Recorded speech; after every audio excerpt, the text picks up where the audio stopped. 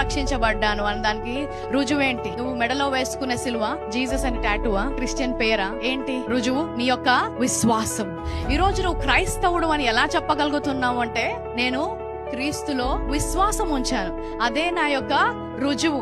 గలతీయులకు రాసిన 2:20 పౌలు ఏమంటాడంటే, ఇక జీవించువాడను నేను కాను, నా కొరకు దాన్ని తాను అప్పగించుకున్న దేవుని కుమారుని అందలి విశ్వాసము వలన జీవించుచున్నాను అంట. Amen. What is the proof for your salvation? Faith. What is the proof for your righteousness?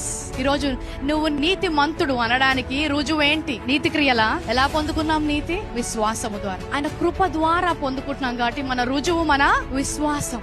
రక్షణకు రుజువు అవసరం లేదు, కానీ నీతికి రుజువు కావాలి. నీతి ధర్మశాస్త్రం విషయమైతే ఆ పక్షమందు క్రీస్తు చనిపోయినది నిష్ప్రయోజనమే. ఈ విశ్వాసం అర్థం కానందుకే చాలా మంది రక్షించబడిన తర్వాత కూడా మా రక్షణ కోల్పోయాము అని ఆయన ఇచ్చే ప్రతి ఆశీర్వాదానికి దూరంగా ఉంటున్నాడు. ఆయన మరణించింది ఒకేసారి, రక్షించింది ఒకేసారి, నీతిమంతులుగా మార్చింది కూడా ఒకేసారి. నువ్వు రక్షణ కోల్పోయినప్పుడల్లా కూడా ఆయన చనిపోయి నీ కోసం రక్షణ విడుదల చేయాల్సిన అవసరం లేదు. ఎందుకంటే ఆయన రక్తము కోడల రక్తము, గొర్రెల రక్తము వంటిది కాదు. ఆయన రక్తము పావన యవన రక్తము, ఎలాంటి పాపము లేని రక్తము.